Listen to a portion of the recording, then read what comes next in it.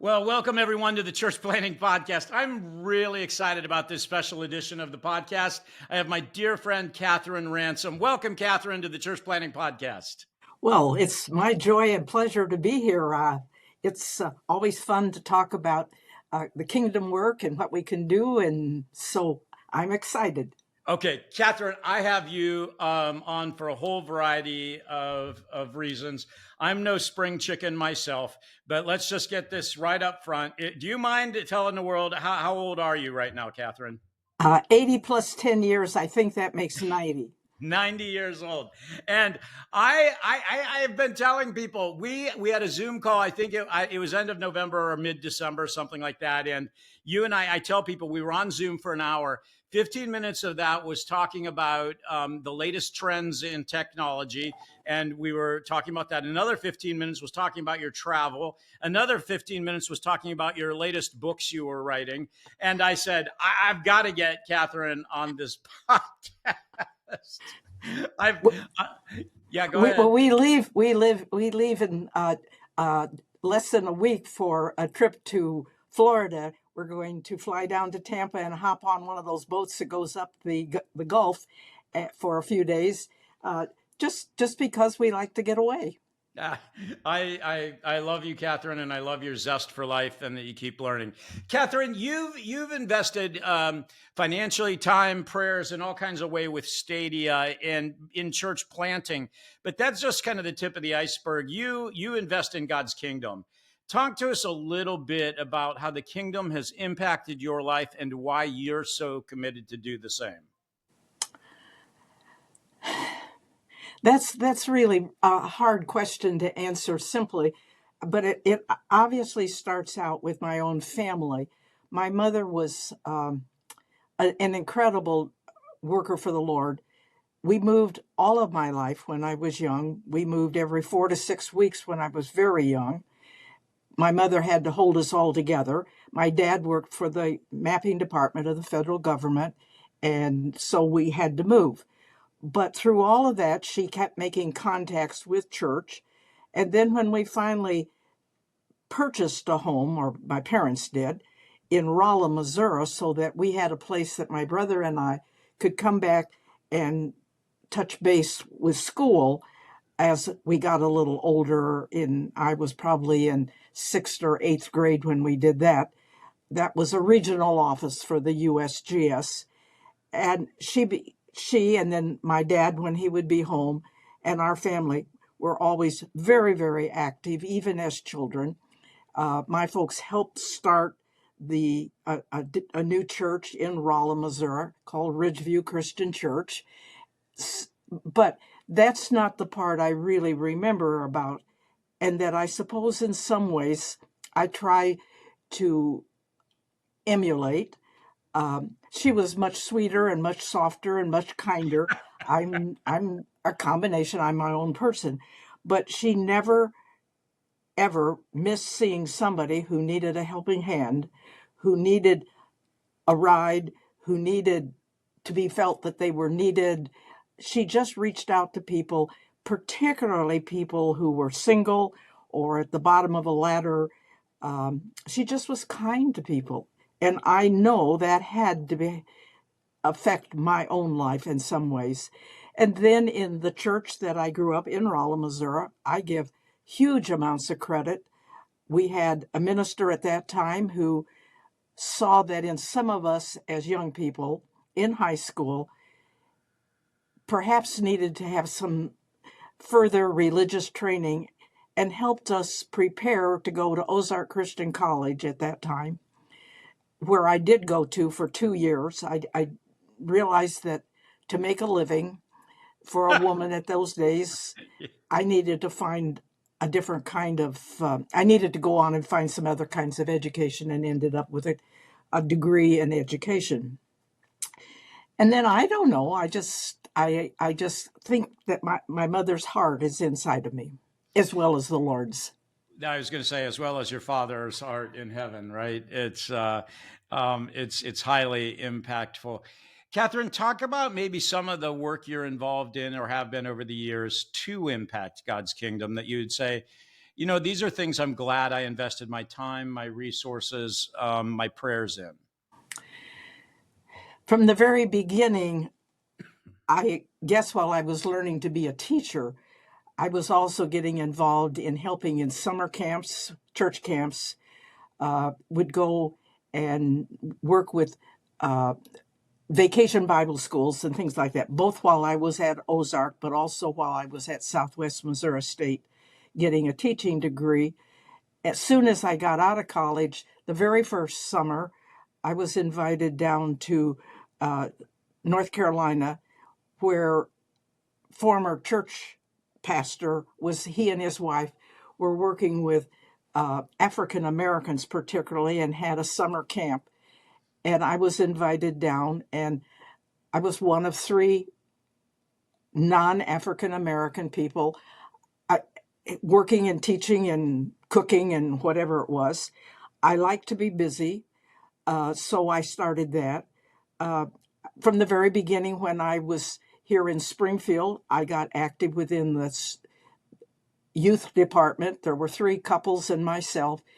They each had young children, and at that time we didn't have a youth minister, so the church grew, and we do now, and that's not a problem. We still need workers, but the seven of us really took over the youth department in a great way, and grew as their children grew. We grew in the age with whom we were working, which was quite natural. So that was another thing. I have every time we traveled, I found a fun thing to do. I try to see if by looking at the list of missionaries we used to have a manual where they collected the Yep. addresses and stuff. And so it would be quite common for me to have written ahead of time to so and so in such and such a place and say, I'm going to be there. Is there any chance I could take you out to lunch? And one of my best friends now, I met that way.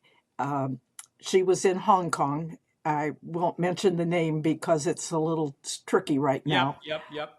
So it's not that I'm afraid to mention her name. I'm not bashful Protecting about it. her. Protecting her. Yep. But I've got 3 or 4 or 5 other missionaries around the world, which gives you a different perspective. It's not just Springfield, Illinois, and what's happening here. Um, I had the privilege of spending some time traveling in my job. I guess maybe that came from growing up as a traveler kid, and did lots of work in cities across the world, or across the U.S., pardon me. So I kept meeting people, and that helps you talk about them. Um, I, I I played the piano for a while, but I didn't keep up with modern music, so I haven't done any of that recently. But that kept me involved up front, because oftentimes I was the only one, so you take Yep. the best that you have, and this wasn't very good, but it wasn't horrible. I could at least get the tune out.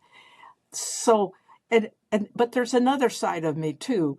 I am just as happy doing dishes or picking up the garbage or raking leaves as I am being up front. And I still teach a class on Sunday morning. I like to teach. We have a class of anywhere from 30 to 50 adults on Sunday morning. And, the other thing about it is, when I'm doing these things,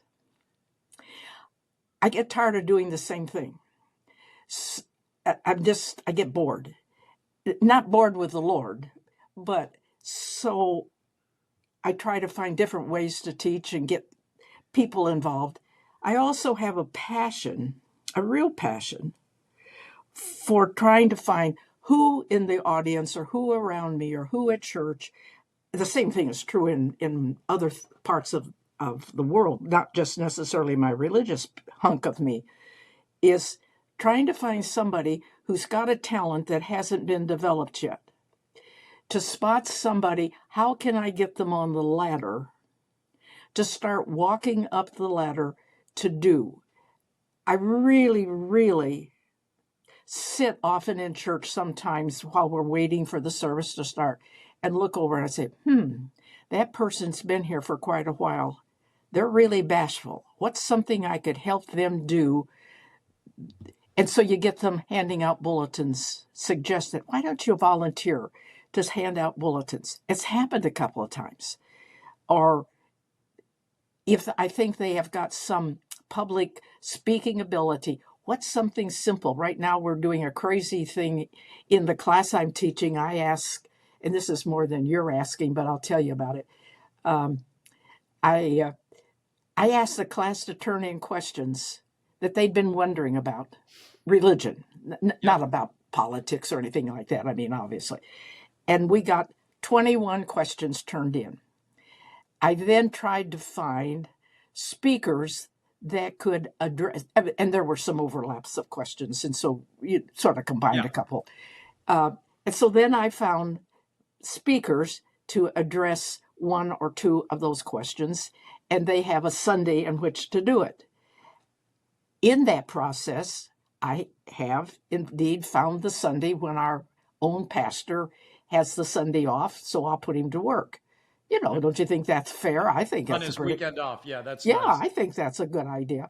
Our the pastor who is sort of in charge of adult education, and if you had a boss in the church work, well, that's so Brett is going to be doing or has done a couple. But even more important, I looked at the class and I looked at the questions, and I found several people who have never been up front of the class. Some of them have never taught, but they have a passion or knew that they could study or get one of the questions. Among other things, I'm not going to tell them this, but I'm sort of watching to see. I wonder if one of these, a 90-year-old, I could die tomorrow, and or I might lose my voice, or who Right. knows. So, in a sense, I'm trying to help someone in that class, or maybe more than one, to start getting on the rungs of the ladder, to start being a leader and a teacher of the word, even to adults. I tried to get when I was working with younger kids. It's really been a part of me all my life. Well, Only Kathryn, then I was looking. what I'm hearing are all these principles. Listeners, what I want you to hear is not just Kathryn's commitment of what she's done throughout her life, but the principles behind them. Visiting missionaries to encourage them, looking for people on the margins to include them, looking for those who are around that she can develop and pour her life into. Kathryn, all the data that's coming out now is saying there are really three actually critical reasons for healthy longevity in life. One is maintaining a purpose in life, which you certainly do. Another is the importance of relationships in our life as we age, and then thirdly, is this idea of continual learning and continual growth. It's what made me laugh so hard at our last conversation. You and I spent a great deal of time talking about AI and its effect on church world and life and so forth. And it was just amazing to me because so many people, as they age, they say, well, I'm going to be done with technology. Can you talk to us a little bit about some of the things that you do to keep your curiosity, to keep learning and growing? Well, I've never been an expert at anything, but I love to try everything. Okay. So I don't set the expectation that I'm going to be the model golfer, and I do still play golf. Of course. I know, I know. I don't expect to be the world's best teacher, the best writer. I have written books.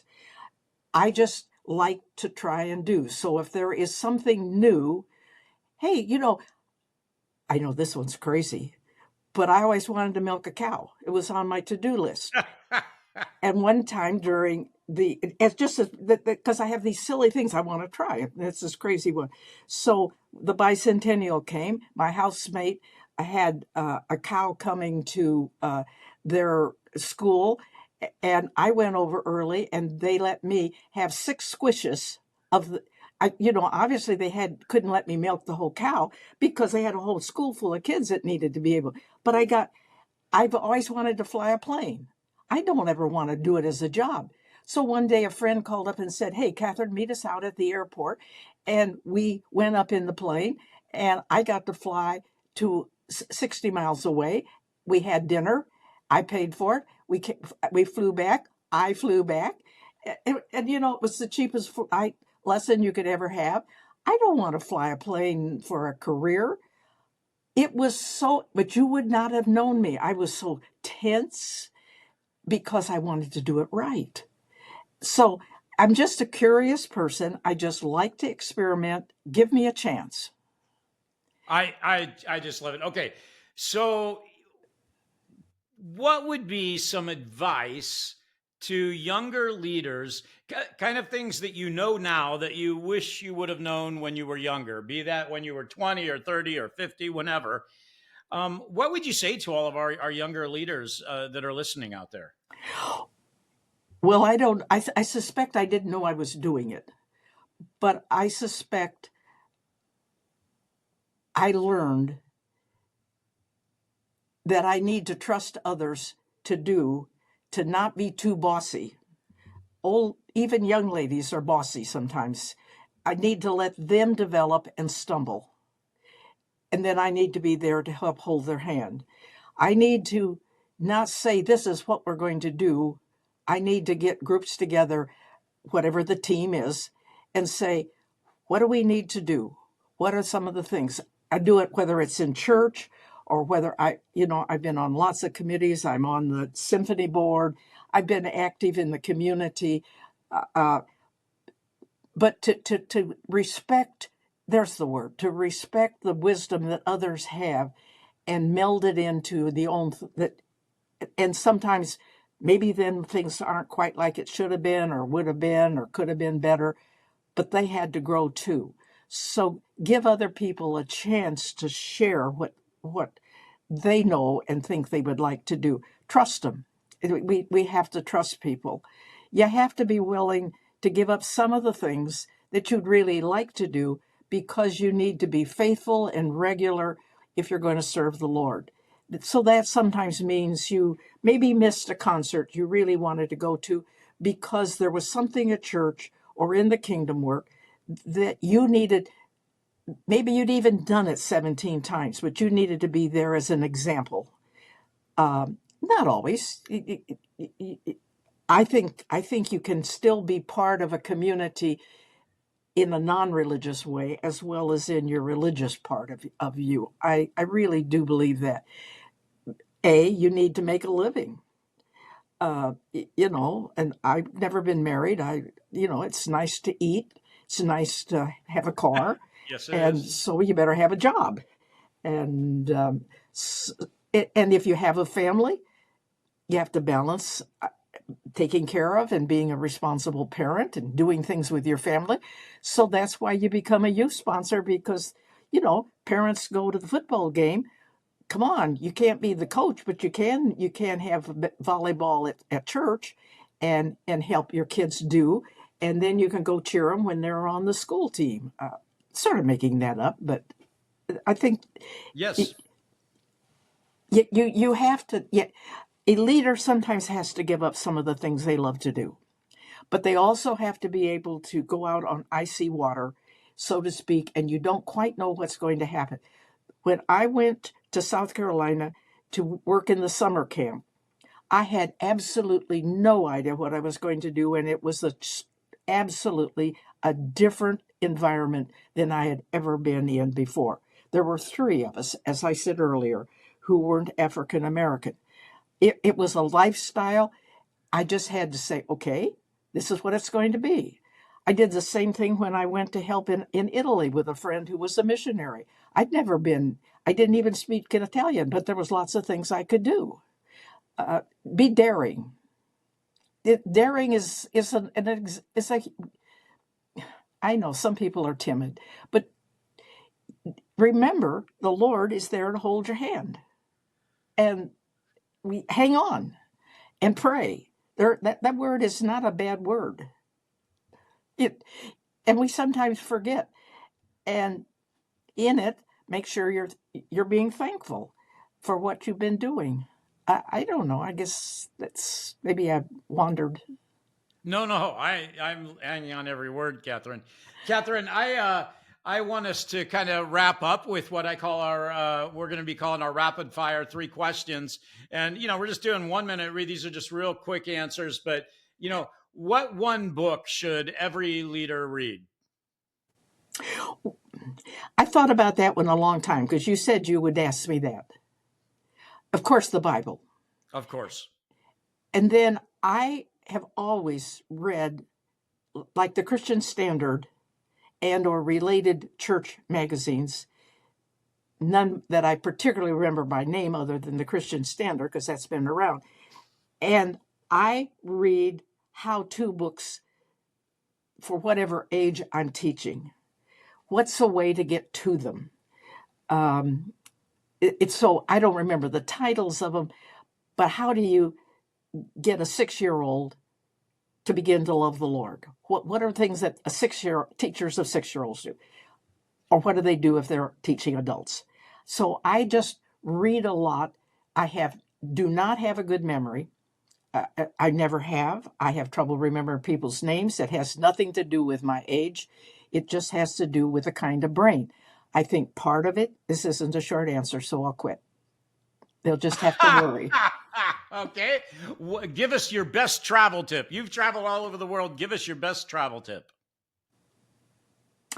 Be alert to what's new. See what's worth. I always carry a camera with me. I'm a amateur photographer. I've used those photos in many ways. That's how I got started with ransom notes in the partner way. That's why I write. I keep watching strange and unusual things that happen, whether it's a flock of geese that landed on top of a car, or whether it's a squirrel that has died and is hanging from his nest. Whatever. I just watch for the unusual. I think is really, really important when you travel, as well as here, and not go with preconceived things that you have to do. Be open, because probably the best things happen when you just stumble on them. Okay, one last question. One practice that keeps your soul healthy. My soul healthy, having friends to hug and share with, and listen, and still keep reading and seeing new things and new ideas, because you can't do the old thing over and over and over. Kathryn Ransom, ladies and gentlemen. Kathryn, I love you. Everything about your life, and what an honor to have you on the Church Planting Podcast. Thank you.